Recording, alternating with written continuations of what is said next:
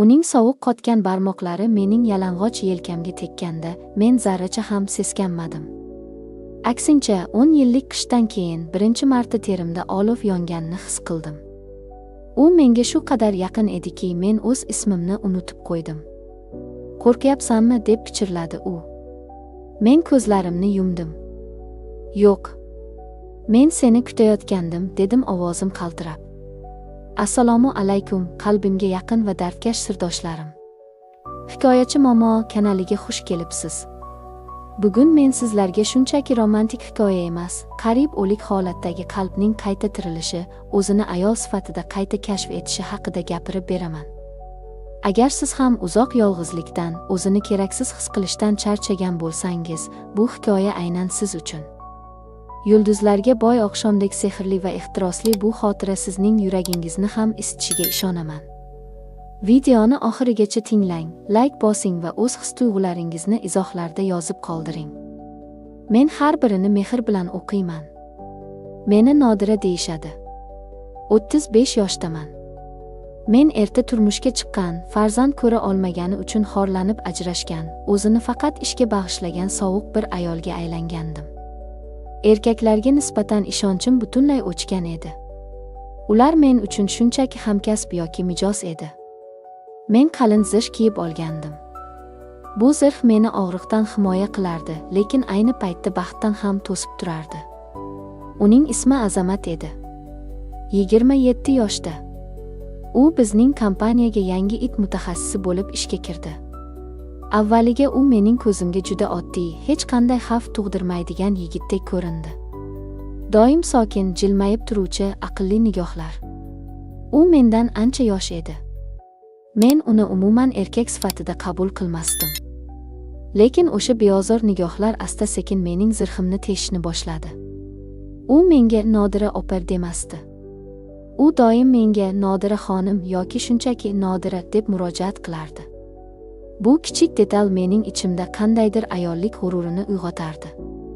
Bir kuni ishdan keyin ofisda yolg'iz qoldim. Kompyuterim qotib qoldi. Azamat yordam berishga kirdi. "Juda ko'p ishlaysiz, Nodira", dedi u kompyuter tugmalarini bosayotib.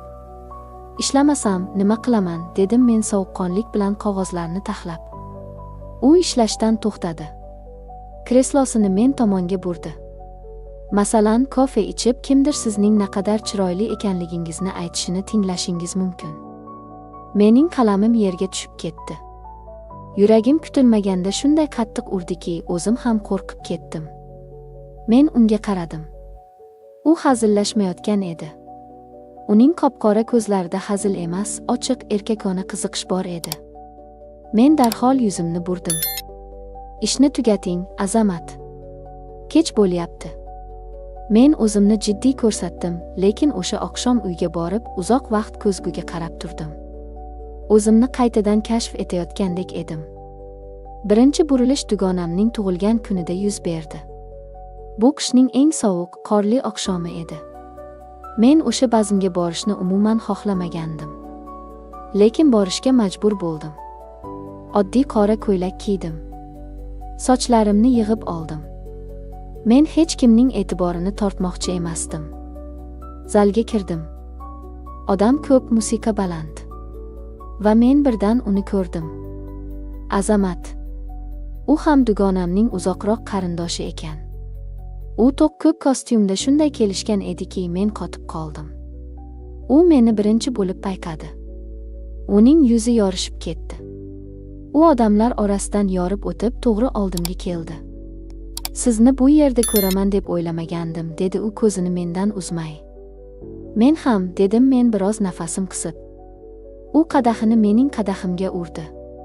"Bugun siz juda himoyasiz ko'rinyapsiz.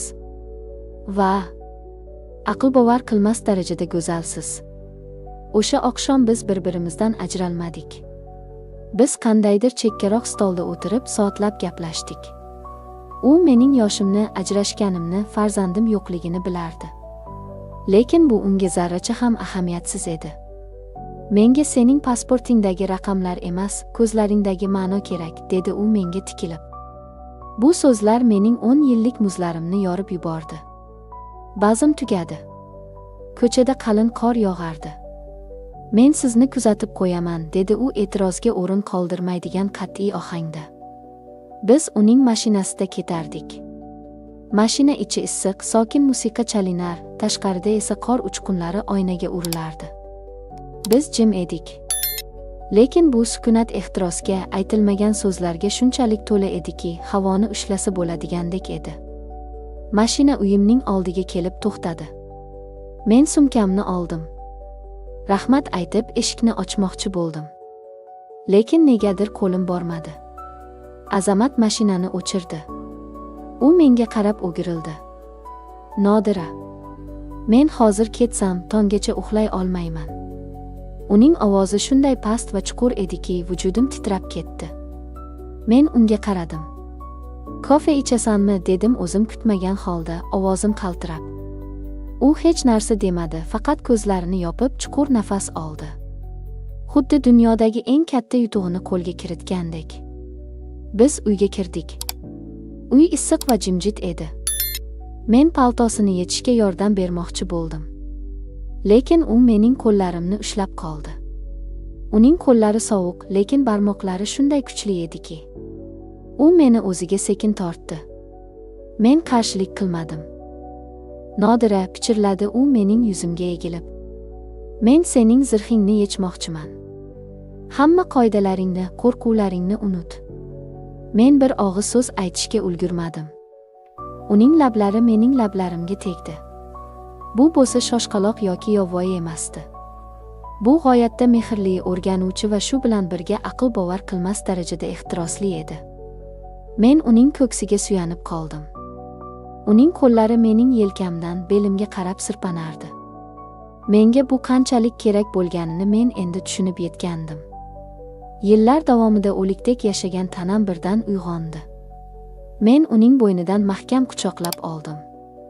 U meni ohista ko'tarib yotoqxonaga olib kirdi. O'sha kecha hech qanday shoshqaloqlik bo'lmadi. Oramizda faqat qattiq urayotgan yurak tovushlari va chuqur nafaslar bor edi. U mening qora ko'ylagimni yechganda menga shunday ehtiyotkorlik bilan qarardiki, xuddi ma'buda haykaliga qaragandek. Men hech qachon o'zimni bunchalik go'zal, bunchalik istalgan ayol sifatida his qilmagandim.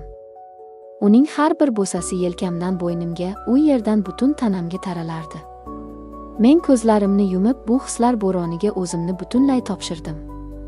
U nafaqat mening tanamni, balki shu vaqtgacha muzlab yotgan qalbimni, yarador ruhimni quchayotgan edi. U menga shivirlab qanchalik go'zal ekanimni, meni qanchalik uzoq vaqtdan beri istaganini aytardi. Seni hech kim bunchalik sevmagan, to'g'rimi, dedi u nafasimga aralashib. Men faqat yoshli ko'zlarimni yopib, ha deb pichirladim. O'sha tunda men ayol bo'lib qayta tug'ildim. Men barcha yosh bilan bog'liq komplekslarimni, o'tmishdagi omadsizliklarimni devor ortida qoldirdim. Men bor yo'g'i sevishni va sevilishni xohlaydigan oddiy, ojiza ayol edim. Ertalab tong otganda men qorli derazadan tushayotgan yorug'likdan uyg'ondim. Azamat yonimda yotardi. U uyg'oq edi. U mening sochlarimni silab menga qarab jilmayib turardi. Xayrli tong, mening hayotim, dedi u peshonamdan o'pib. Men uning ko'kragiga boshimni qo'ydim. Yuragim shu qadar xotirjam, shu qadar sokin ediki. Men endi qo'rqmasdim. Meni nima kutayotgani, odamlar nima deyishi meni qiziqtirmasdi. Men o'sha kecha haqiqiy baxtni topgandim. Bu shunchaki bir kechalik ehtiros emasdi. Bu mening o'zimga bo'lgan ishonchimni qaytargan, meni o'z-o'zimga mehr qo'yishga o'rgatgan buyuk qaytish edi. Ba'zida insonning hayotini o'zgartirish uchun yillar emas, bitta sovuq qish oqshomi, bitta issiq quchoq va bitta chin dildan aytilgan "sen go'zalsan" degan so'z kifoya qilar ekan. Azizlarim, hayot har doim ham bizga oson bo'lmaydi. Lekin hech qachon o'z qadringizni, ayolligingizni yashirmang. O'tmishdagi xatolar yoki og'riqlar sizni kelajakdagi baxtdan to'sib qo'yishiga yo'l qo'ymang. Ehtiros va sevgi yosh yoki vaqt tanlamaydi. U o'zi xohlagan vaqtda qalbingiz eshigini taqillatadi. Asosiysi, o'sha eshikni ochishga qo'rqmang. Sizning hayotingizda ham shunday muzlarni yoritib yuborgan tasodifiy mehr bo'lganmi? Yuragingizni qayta uyg'otgan lahzalarni izohlarda men bilan bo'lishing. Biz bir-birimizga dalda bo'lamiz. Kanalimizni kuzatib boring. Bu yerda faqat haqiqiy hislar va ochiq qalb yashaydi. O'zingizni va qalbingizdagi olovni asrang. Qon. Tomirimda oqayotgan qonimiz bir edi.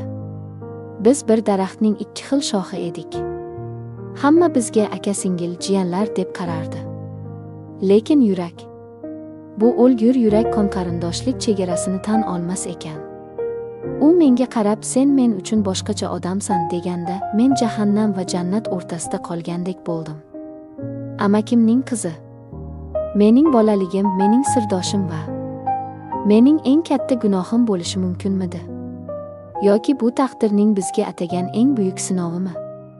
Bugun men sizga qarindoshlikdan ustun kelgan, butun urug'aymoqqa qarshi chiqqan olovli muhabbatim haqida so'zlab beraman. Assalomu alaykum, aziz sirdoshlar. Hikoyachi Momo kanaliga xush kelibsiz. Bugungi hikoyamiz jamiyatimizdagi eng nozik mavzulardan biri, qarindoshlar o'rtasidagi sevgi haqida. Bu voqea real hayotdan olingan bo'lib, undagi kurash va sadoqat sizni befarq qoldirmaydi. Agar siz ham chin muhabbatning kuchiga ishonsangiz, videoga like bosing va kanalimizga obuna bo'ling. Biz boshladik. Men 21 yoshdaman.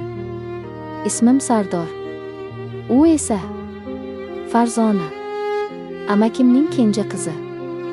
Biz bir mahallada devordarmiyon qo'shni bo'lib, bir hovlida chang yutib katta bo'lganmiz. To'ylarda birga xizmat qilganmiz, bayramlarda bir dasturxon atrofida o'tirganmiz. Hamma bizga shunchaki qarindosh, aka-singil deb qarardi. Rostini aytsam, o'zim ham 18 yoshimgacha shunday deb o'ylardim. Lekin inson ulg'ayar ekan, nigohlar o'zgarar ekan. O'sha kuni ammamning o'g'lini uylantirayotgan edik. Farzona atlas ko'ylakda, sochlarini uzun qilib o'rib olgan holda hovlida mehmonlarni kutib olardi. Men og'ir qozonlarni tashib, terlab pishib yurganimda, u bir piyola muzdek suv olib keldi. Sardor aka, charchamadingizmi? Oling, ichib oling, dedi u. Uning ovozida oldingi sho'x jiyanning ovozi emas, balog'atga yetgan, latofatli qizning nazokati bor edi. Men piyolani olayotib, uning ko'zlariga qaradim. Vaqt to'xtab qoldi. Uning ko'z qorachig'ida o'zimning aksimni ko'rdim. Lekin bu aks aka aksi emasdi. Bu oshiqning aksi edi. Yuragim gup etib urib ketdi. Qo'limdagi piyola titrab ketdi. Rahmat, dedim zo'rg'a. O'sha kundan keyin men halovatimni yo'qotdim. O'zimni to'xtatishga, bu hisni yo'q qilishga ming bor urindim. Bu mumkin emas. U amakingni qizi. U sening singling hisoblanadi, deb o'zimni koyirdim. Lekin yurak aqlga bo'ysunmas ekan. Farzona kulganda dunyo yorishib ketardek, u g'amgin bo'lsa, osmonim qulab tushgandek bo'lardi. Men endi uning yoniga borishga ham, ko'ziga qarashga ham qo'rqib qoldim.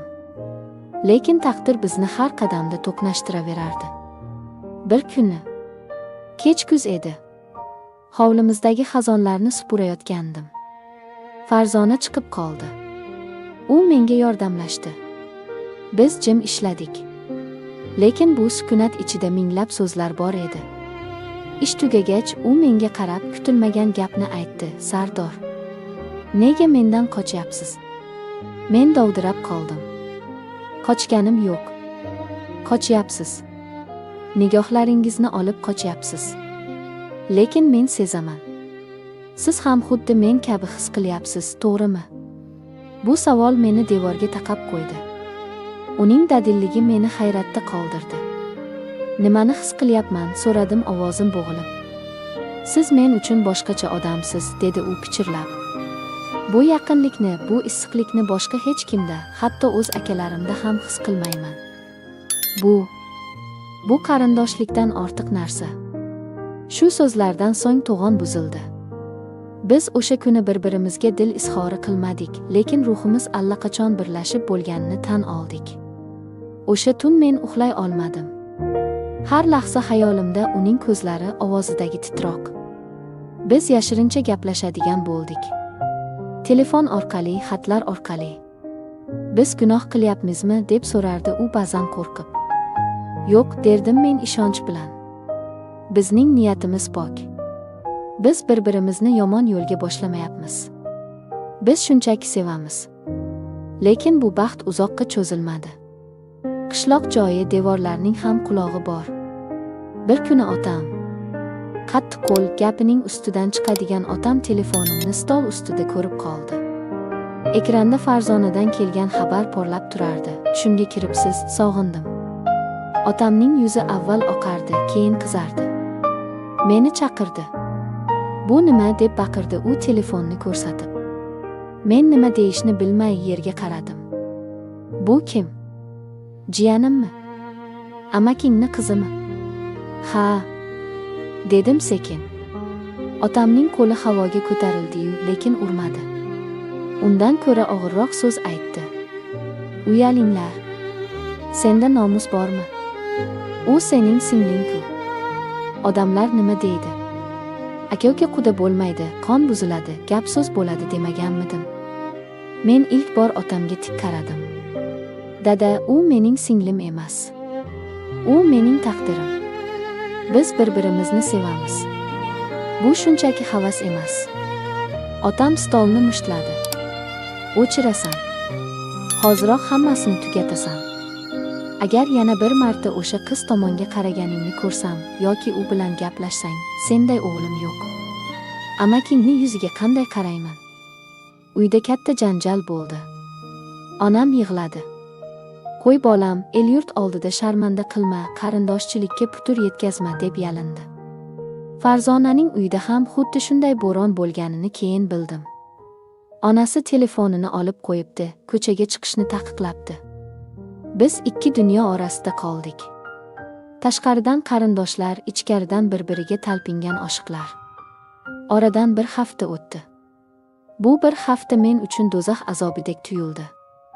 Farzonadan darak yo'q. Tirikmi, o'likmi bilmayman. Har kuni devorning u tomoniga qarayman, balki sharpasini ko'rarman deb. Otam meni qattiq nazoratga olgandi.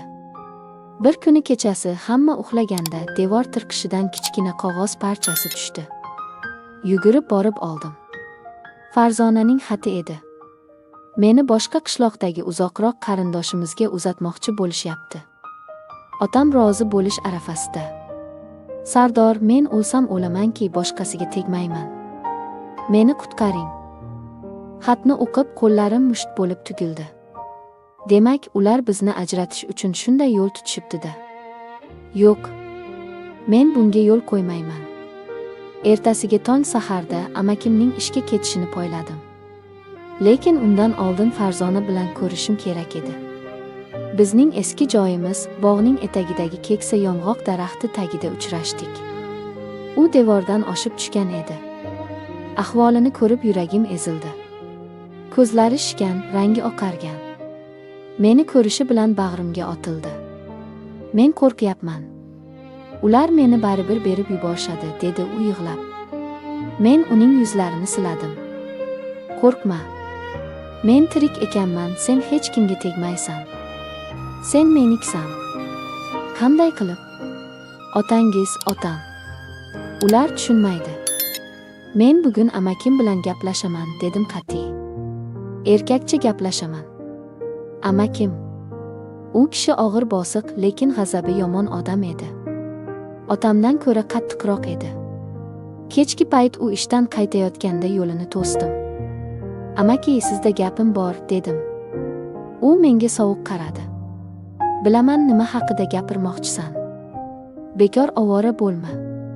Qizimni senga bermayman. Qarindoshmiz, gap so'z ko'payadi. Odamlarning gapi muhimmi yoki qizingizning baxtimi, dedim to'g'ri ko'ziga qarab. Amaki, men Farzonani baxtsiz qilmayman. Boshqa birovga bersangiz, u bir umr yig'lab o'tadi. Men uni kaftimda ko'tarib yuraman. Bizning sevgimiz shunchaki havas emas. Amakim to'xtab qoldi. Sen hali yoshsan, tushunmaysan. Men yoshdirman, lekin erkakman. O'z so'zimga javob beraman. Agar Farzonani boshqasiga bersangiz, men bu yerdan bosh olib ketaman. Lekin baribir uni olib ketaman. Bizni baribir ajratolmaysiz. Mening bu gapimdan amakimning jahli chiqdi, yoqamdan oldi. Menga do'q qilyapsanmi? Yo'q, iltijo qilyapman. Farzandingizni tiriklayin, ko'mmang. Amakim qo'yib yubordi. Uzoq vaqt menga tikilib turdi. Keyin chuqur xo'rsindi. Otangchi? Otang nima deydi? Otamni o'zim ko'ndiraman. Agar siz rozi bo'lsangiz, otam ham yo'q deya olmaydi. Amakim o'girilib ketdi. Ertagacha o'ylab ko'raman, dedi. Bu yo'q degani emasdi. Bu umid edi. O'sha kecha uyimizda katta kengash bo'ldi. Amakim kirdi. Otam bilan uzoq gaplashdi. Onamlar xavotirda. Men va Farzona esa o'z uylarimizda yuragimizni hovuchlab kutardik. Oxiri amakim chiqdi. Meni chaqirdi. Qizimni yig'latmaysanmi, so'radi u qat'iy. O'lsam yig'latmayman, dedim. Unday bo'lsa, to'yni boshlaymiz. Odamlar nima desa deyaversin. Ikkita jigarning birlashgani yomon bo'lmas, dedi u va otam bilan qo'l tashlashdi. Ishonish qiyin edi. Biz yengdik. Bizning sof sevgimiz, qat'iyatimiz yillar davomida qurilgan qarindoshlik to'siqlarini yengib o'tdi. To'yimiz u butunlay boshqacha bo'ldi. Dabdabali emas, lekin juda samimiy. Farzona oq ko'ylakda men tomon yurib kelayotganda, ko'zlarida yosh, lablarida esa dunyodagi eng go'zal tabassum bor edi. Men uning qo'lidan tutdim. Bu qo'llar endi bir umr meniki edi. Odamlar gapirdi, albatta. Qarindoshga uylandi, qon buziladi, deyishdi. Lekin biz quloq solmadik. Hozir oradan 3 yil o'tdi. Bizning shirin farzandimiz bor. U sog'lom, aqlli va baxtli. Men har kuni ertalab uyg'onganimda yonimda Farzonani ko'rib Allohga shukr qilaman. Biz shuni isbotladikki, agar niyat pok bo'lsa, agar ikki yurak chin dildan bir-birini istasa, hech qanday to'siq, hatto qon qarindoshlik ham, odamlarning gapi ham ularni to'xtata olmas ekan. Farzona ba'zan hazillashib, agar o'shanda qochib ketganimizda nima bo'lardi, deb so'raydi. Men esa uning sochlarini silab, biz qochmadik, biz kurashdik. Va shuning uchun ham baxtimiz butun, deyman. Amakimning qizi. Endi mening suyukli yorim, farzandimning onasi va hayotimning mazmuni. Azizlarim, bu hikoya bilan nima demoqchiman? Sevgi bu jasorat. Agar yuragingiz tanlagan inson haqiqatdan ham sizga munosib bo'lsa, kurashing. Oila, urf-odatlar muhim, lekin insonning shaxsiy baxti hamma narsadan ustun turadi. Baxtli bo'lishdan qo'rqmang. E'tiboringiz uchun rahmat. Hikoyachi Momo kanalida qoling. Bizda hali sevgi va sadoqat haqida ko'plab hikoyalar bor. Xayr, salomat bo'ling.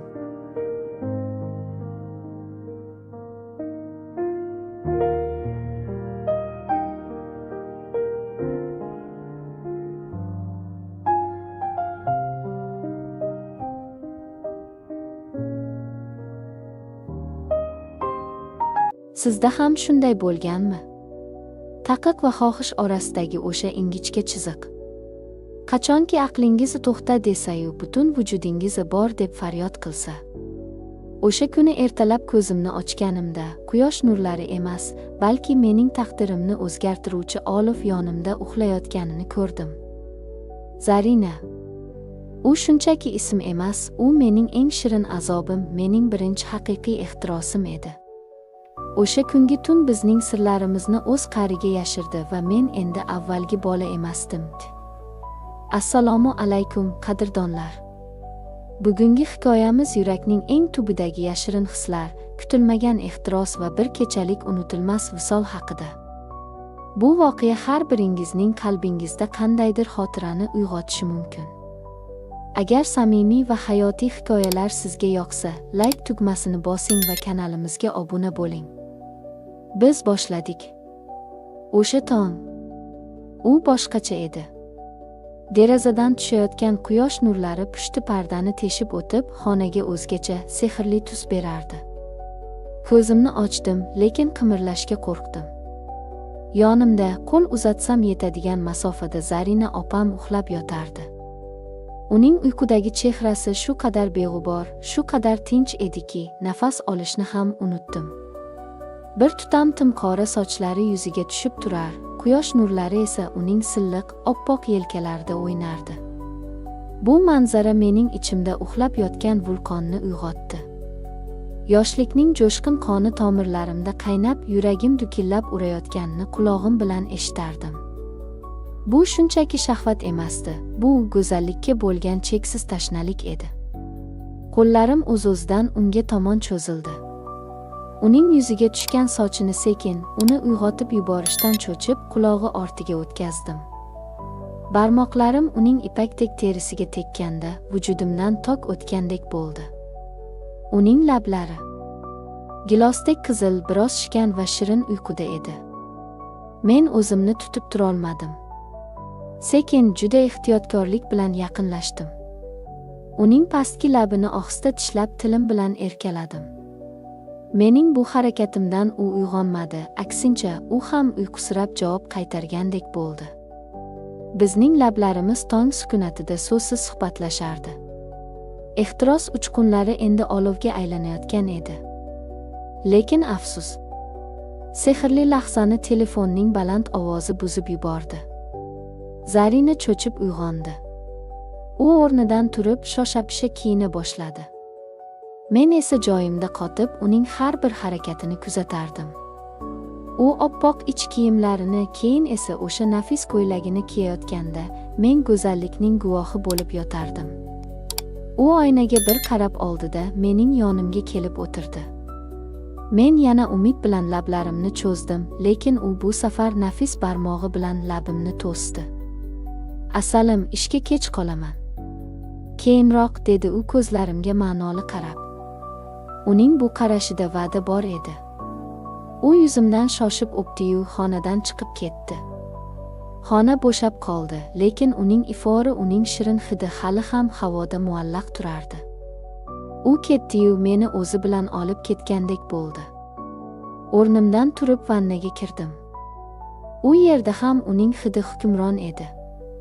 U ishlatgan shampunni qo'limga oldim. Qopqog'ini ochib chuqur hidladim.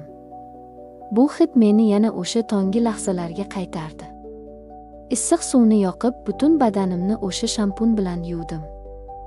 Go'yo shu orqali u bilan birga bo'lgandek, uning quchog'ida turgandek his qilardim o'zimni. Nonushta qildim, o'qishga ketdim, lekin xayolim, fikrim, yodim faqat bir joyda edi. Zarina. Qulog'imda musiqa, atrofimda do'stlarim, darslar, futbol haqidagi bahslar hammasi menga shunday begona, shunday ahamiyatsiz tuyulardiki. Bolalar Real va Barsa haqida tortishardi, men esa ichimda soatlarni sanardim. Qachon kech bo'ladi? Qachon men yana o'sha sehrli nigohlarni ko'raman? O'qish tugadi. Uyga shoshildim. Yo'ldan uning eng yaxshi ko'rgan plitka shokoladdan oldim. Uyga kelib telefonga qaradim. Dadamdan sims kelgan ekan. O'g'lim, biz onang bilan buvingnikiga ketdik, kech kelamiz. Ehtiyot bo'linglar. Bu xabar, bu taqdirning menga bergan eng katta sovg'asi edi. Uy bo'sh. Faqat men va u kecha bizniki bo'ladi. Yuragim ko'krak qafasimni yorib chiqayozdi. Tezda dush qabul qildim, eng yaxshi kiyimlarimni kiydim, uyni tartibga keltirdim. Hammasi mukammal bo'lishi kerak edi. Kutdim. Vaqt toshbaqa kabi sekin o'tardi. Unga qo'ng'iroq qildim. Asalim, uzr, ishim ko'payib ketdi, biroz kechroq boraman, dedi u telefonda. Ovozi charchagan, lekin mehribon edi. Kuta-kuta ko'zim ilinibdi. Tushimda ham uni ko'rdim. Eshik qulfining ochilgan ovozidan sapchib uyg'ondim. Keldi. Yugurib chiqdim. U dahlizda turardi. Meni ko'rib charchoq aralash jilmaydi. Yaxshi o'tiribsanmi, dedi va vannaga kirib ketdi. Vannadan suv ovozi kelardi. Men esa eshik ortida, xuddi sodiq soqchi kabi, nafasimni ichimga yutib kutardim. Har bir daqiqa asrga tatigulik edi. Va nihoyat eshik ochildi. Zarina chiqib keldi. O'sha lahzada men tilimdan qoldim. Uning egnida tizzasidan biroz yuqorida turuvchi qip-qizil ipak ko'ylak bor edi. Bu rang unga shunday yarashgandiki, u xuddi yonib turgan olovga o'xshardi. Nam sochlari yelkasiga yoyilgan, yuzidan taralayotgan issiq hovur meni mast qilardi. U engashib tuflisini to'g'rilayotganda, ko'ylakning etagi biroz ko'tarildi. Oppoq sonlari, nafis oyoqlari. Tomog'im qurib qoldi. O'zimni tutib turolmadim. Eshikni qulfladimda, yugurib borib uni ortidan mahkam quchoqladim. Sizni sog'indim, deb pichirladim bo'yniga yuzimni bosib. Uning badani qaynoq edi. Men uni dast ko'tarib xonaga olib kirdim. Uni divanga yotqizganimda, u menga qarab jilmayib turardi. Ko'zlarida qo'rquv yo'q, faqat sho'xlik va mayinlik bor edi. Men uning lablariga yopishdim. Bu safar tongidagi sekin emas, balki chanqoq, ehtirosli bo'lsa edi. U ham sochlarimni silab menga javob qaytardi. Lekin men shoshqaloqlik qildim. Qo'llarim uning nozik tanasi bo'ylab sayr qilib, nazoratni yo'qota boshlaganimda, u kutilmaganda meni to'xtatdi. Bir harakat bilan meni o'zidan itarib, divandan tushirib yubordi. Men polda hayron bo'lib unga qarab qoldim. Nega? Zarina o'rnidan turdi, sochlarini orqaga tashladi. Uning nigohida o'ynoqi g'azab bor edi. Nima bu, dedi u soxta jiddiylik bilan. Shoshqaloqlik qilma, yigitcha. Men o'rnimdan turib unga yaqinlashdim. Men shunchaki. U kulib yubordi. Meni devorga qisdi. Uning bu harakati meni butunlay o'ziga rom etdi. U endi oddiy qiz emas, haqiqiy malika, vaziyatning egasi edi. U menga yaqinlashdi. Burnini burnimga tekkizdi. Ko'zlarimga tikilib, shoshilma, dedi u pichirlab. Ehtiros, bu san'at. O'zingni emas, meni ham o'yla, asalim. Bu so'zlar mening aqlimni oldi. U sekin lablarimdan o'pdi. Avval yuqori labimdan, keyin pastkidan. Uning tili lablarimda o'ynardi. Men erib ketayotgan shamdek edim. Mana bunaqa bo'ladi, dedi u va orqasini o'girib, ko'ylagining zanjirini ochishimni kutdi. Qo'llarim qaltirab, uning ko'ylagini yechdim. Ko'ylak silliqqina pastga tushdi. Qarshimda u oppoq ich kiyimda turardi. U go'zallik ma'budasi edi. Biz bir-birimizga termulib qoldik. U meni divanga tortdi. Endi hech qanday to'siq, hech qanday shoshqaloqlik yo'q edi. Faqat bizning hislarimiz. Biz bir-birimizni kashf qildik. Har bir teginish, har bir o'pich minglab so'zlardan ustun edi. Uning mayin ingrashlari, mening ismimni pichirlashi bu dunyodagi eng yoqimli musiqa edi. Biz tun bo'yi birga bo'ldik. Tashqarida oy bizga guvoh bo'ldi. Men o'sha kecha tushundimki, haqiqiy yaqinlik bu shunchaki jismoniy harakat emas, bu ikki qalbning, ikki vujudning bir butunga aylanishi ekan. O'sha kechagi ehtiros, mehr va muhabbat mening xotiramda bir umrga muhrlanib qoldi. Tong otganda biz yana bir-birimizning quchog'imizda edik. Quyosh nurlari xonaga yugurib kirganda men Zarinaning yuziga qaradim. U baxtli edi. Men ham. Bu tun bizning sirimiz bo'lib qoldi. Hech kim bilmaydigan, faqat ikkimizga tegishli shirin xotira. Azizlar, muhabbat va ehtiros bu inson hayotining eng go'zal bezagi.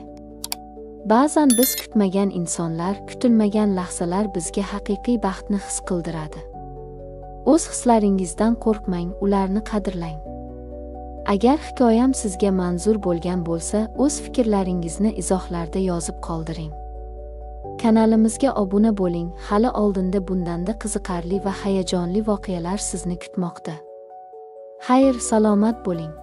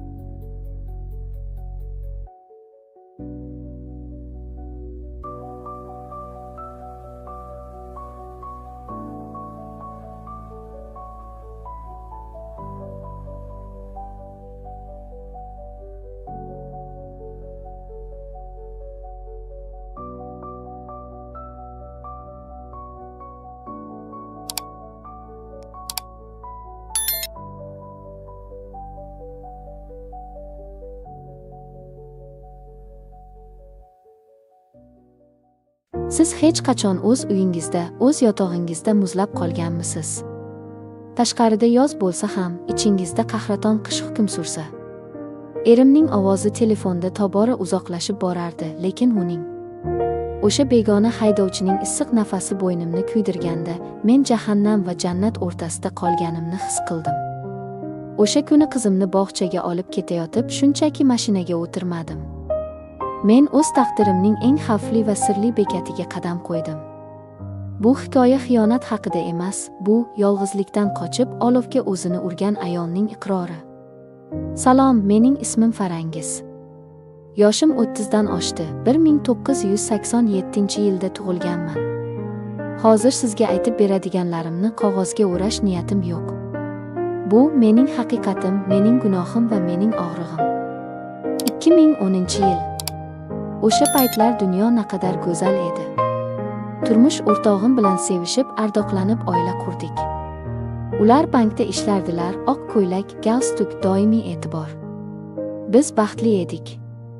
2014-yilda hayotimizga jajji farishtamiz, qizimiz kirib keldi. Oila to'liq bo'ldi, go'yo endi hech narsa bizni ajratolmasdi. Lekin hayotning o'z rejalari bor ekan. 2015-yil. Iqtisodiy qiyinchiliklar, ish joyidagi kelishmovchiliklar erimni o'zgartirdi. Ular katta umidlar bilan Moskvaga ketishga qaror qildilar. 1-2 yil ishlayman, uy olamiz, mashina olamiz, keyin qaytaman, dedilar. O'shanda aeroportda ularni kuzatayotib, yuragimning bir parchasi uzilib qolganini sezgandim. Mana yillar o'tdi. Qizim bilan ikkimiz qoldik. Ersiz uy mozor deganlari rost ekan. Kunduzlari-ku mayli, qizim bilan ovunaman, tirikchilik, ro'zg'or. Lekin tunlar, o'sha uzun, sovuq va azobli tunlar meni yeb bitirardi.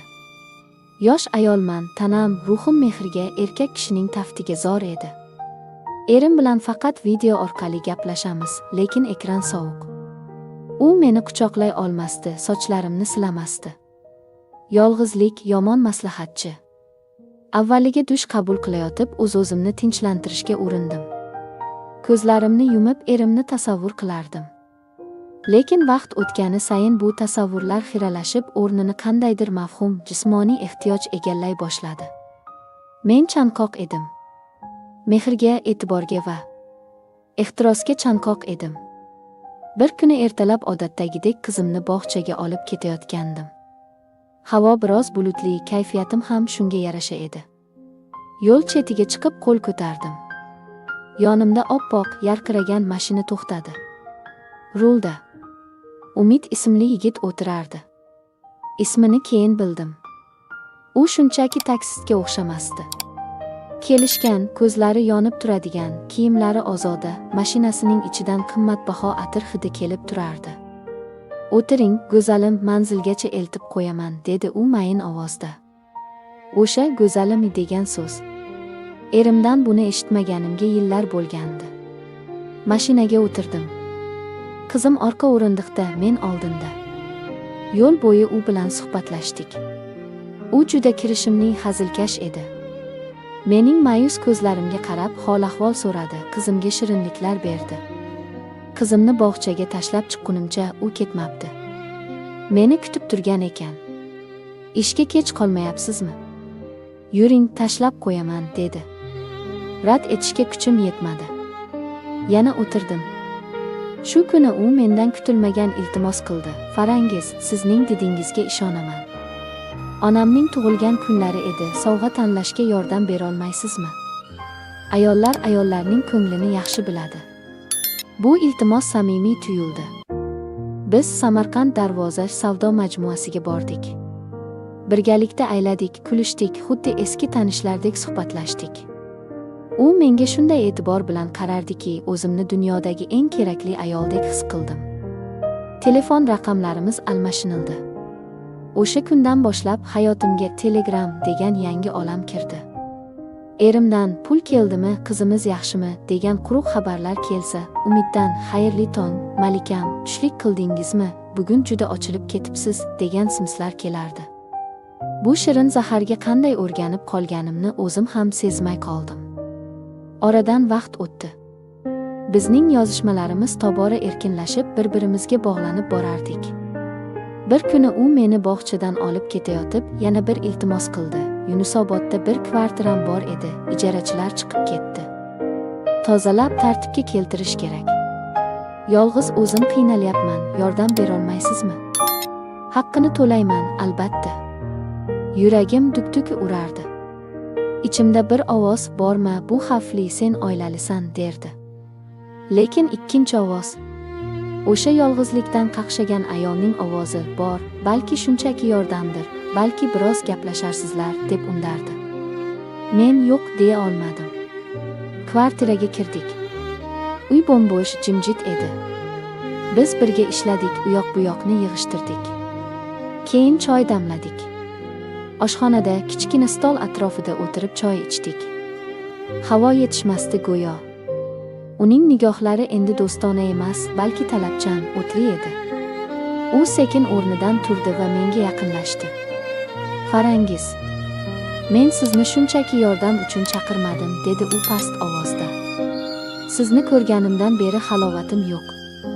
Ko'zlaringizdagi g'amni, chanqoqlikni ko'rib turibman.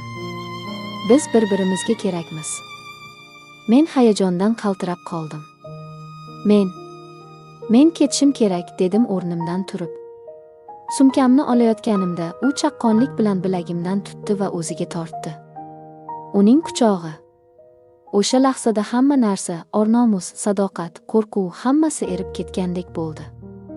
U meni mahkam bag'riga bosdi. Bo'yinlarimdan, sochlarimdan o'pa boshladi. Erkak kishining taftini, kuchini sog'inganim shunchalik bilinardiki, qarshilik qilishga madorim qolmadi. Uning qo'llari tanam bo'ylab kezardi. Har bir tegishi vujudimda minglab uchqunlarni yoqardi.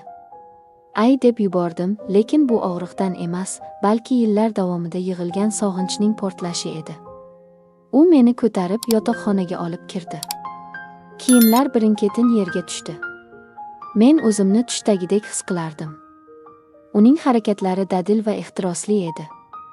Erimdan farqli o'laroq u shoshilmasdi, meni his qilishimni, yonishimni istardi. Lekin hamma narsa chegaradan o'tganda, jismoniy yaqinlik boshlanganda, men nafaqat lazzat, balki dahshatli og'riqni ham his qildim.